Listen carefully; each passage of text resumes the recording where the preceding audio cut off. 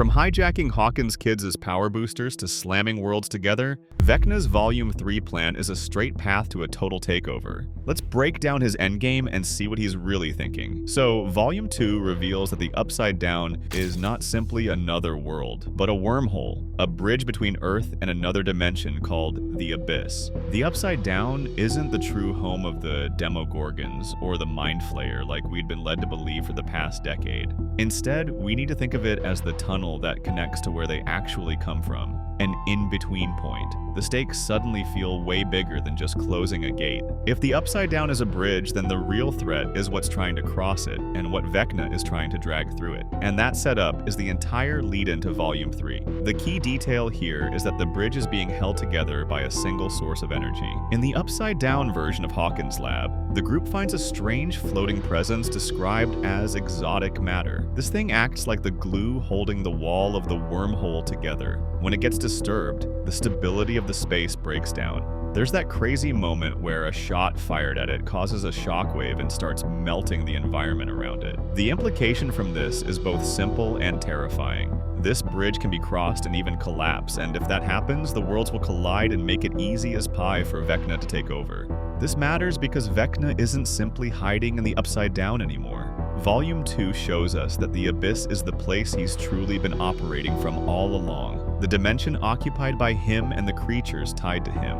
The Upside Down becomes the route, the access point, the fragile hallway between worlds. Vecna's plan is built around using that hallway as long as he needs it, then forcing the collision he wants on a scale large enough to reshape Hawkins and beyond. Volume 2 tells us that so far, Vecna has captured 12 Hawkins children, and this isn't random cruelty. He's taking children so he can take over their minds and use them to amplify his own powers. Those kids become extensions of him, and the final scene leans into the horror side of it. In Vecna's mind space, he leads a ritual-like moment where the captured children hold hands, their eyes turn white, and their bodies snap into an unnatural pose we all know too well. This can be seen as the beginning of the final stage of his world domination plan, the moment his collected power shifts from preparation to execution. This also links back to what Vecna has already done before. Volume 2 points out that he previously did this kind of control with Will. Will was taken over in the real world and used from afar. Through that control, tunnels were built under Hawkins, and groundwork was laid for gates to open over time.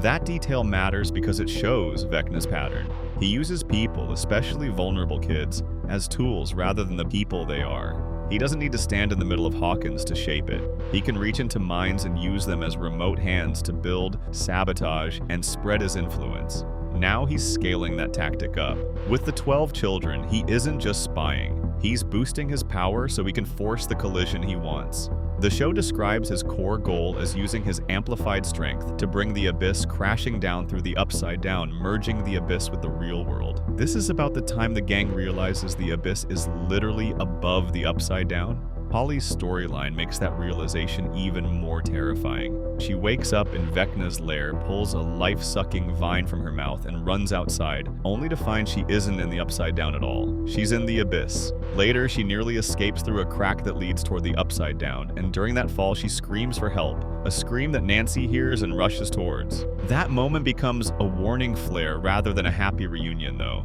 The dimensions are stacked, and movement between them is possible, especially as Vecna's plan accelerates.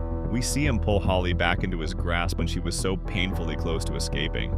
He's teasing the gang, showing them that now he's in the final stage and he can't be beaten as easy as before. So what is Vecna trying to do to Hawkins specifically? Well, as the Abyss's descent begins, Hawkins becomes a battlefield and entry point for Vecna's control. The Upside Down acts as the bridge that allows the collision of worlds to take place. And the exotic matter is the fragile key holding that bridge together until it breaks. Vecna is effectively weaponizing the structure of the wormhole itself. He needs the bridge intact long enough to complete the crash. But once the crash is underway, everything becomes a countdown. If the bridge collapses with people inside it, it would mean certain death. If the Abyss completes its descent, Hawkins is no longer just invaded. The town gets overtaken by a dimension where the Demogorgons and the Mind Flayer originate. The power dynamics shift eternally into Vecna's favor, making Earth his dominion and his victory an inevitability. Something interesting is how much the episodes emphasize that the Abyss is the home world of the Mind Flayer and the Demogorgons, and that the place is chaotic and dangerous, much like Henry Creel himself.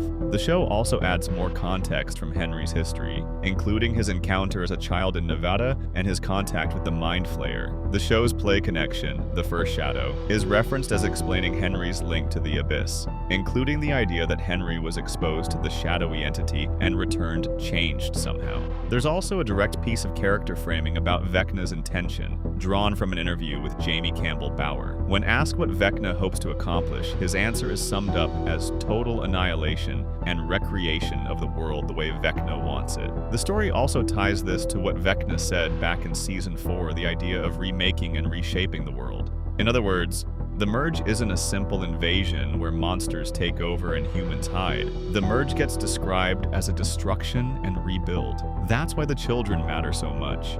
Their minds aren't just trophies, they're the power source Vecna is using to push the Merge over the finish line. This is where the kids of Hawkins become central once again, because the story makes it clear that saving them is part of saving the world. Holly is physically trapped in the Abyss after being captured. The other kidnapped children are being held there too, in Vecna's tree-like lair. The final shot of Volume 2, with the children holding hands and being forced into that white-eyed trance, frames them as the engine of the next phase. If Vecna is amplifying his powers through them, then stopping him isn't just a fight against Vecna's body. You're looking at a fight against his control network, his collection of minds, his built-in amplification. It'll be tough to keep the kids safe while also removing their connection and energy from the man who's now in direct control of them all. At the same time, the story lays out what the heroes believe they have to do, because understanding Vecna's plan also means understanding what the plan against him is reacting to. By the end of Volume 2, the entire group regathers, and a strategy forms around the radio tower. The basic idea is to get back into the Upside Down, climb the radio tower, and jump into the Abyss while it's crashing down toward the real world. Once inside the Abyss, the plan is for Eleven, Kali, and Will to use their powers to bring down Vecna. While that happens, the rest of the group's job is to grab the captured children and bring them back into the Upside Down, then move everyone through the Upside Down back to the real world. That plan is tied directly to the wormhole mechanics, and it explains why the exotic matter matters so much. The group has identified the exotic matter as the single source holding the wall together. Their delicate plan includes placing a bomb next to it to destroy the Upside Down itself, breaking the connection to the Abyss. This turns the finale setup into a race with multiple very fragile but important moving parts. The team is aiming to enter the Abyss, confront Vecna, rescue the children he's using, and still escape the bridge space before it collapses. Even the smallest failure in any part of this plan could mean the entire world is lost to Vecna. Will's role is also framed in a way that makes Vecna's target on him feel personal and practical. Volume 2 explains that Will's powers aren't the same kind as Eleven and Kali. They don't come from Henry's blood. They come from exposure to the Mind Flayer and Vecna, and they only work when Will can connect into the hive mind up close and personal. He needs very close proximity to creatures from the Abyss to access that connection, which is why he uses a patched-together Demogorgon presence to use his powers in the first place. That detail reinforces Vecna's leverage over the whole situation. Vecna has already used Will before, and he understands the hive mind connection better than anybody. Will becomes both a weapon against Vecna and a vulnerability Vecna can exploit, especially when the final battle is literally happening in the dimension that powers the hive mind. Everything in the finale setup points back to the same core truth Volume 2 reveals. Vecna isn't trying to win Hawkins with a single monster attack or a single gate. He's using the Upside Down as a bridge, using captured children to amplify his power, and using that amplified power to bring the Abyss down into the world. The children are the battery, Hawkins is the impact point, and the bridge is the fragile structure that makes it all possible. The last scene with those kids in Vecna's creepy mental ceremony underlines that the plan is already in motion and that stopping it is a race against certain doom. The crash is coming, and Vecna is trying to make sure the world on the other side of that crash is his. And that's why the stakes of the finale are so insane. The story isn't promising an easy victory. In fact, it isn't promising a victory at all. What you're looking at is a mission where the heroes have to let Vecna's plan get close to succeeding, just to reach him where he's strongest and stop him at the final moment. And it's essentially a certainty at this point that somebody's going to need to die for that plan to succeed. The question that's been on most fans' minds for the past month is, who exactly that's going to be? What do you think about Vecna's plan? Does our gang have any hope of stopping him with every one of their lives intact? Let us know in the comments below, and if you want to see more Stranger Things content and theories, click the video on screen now.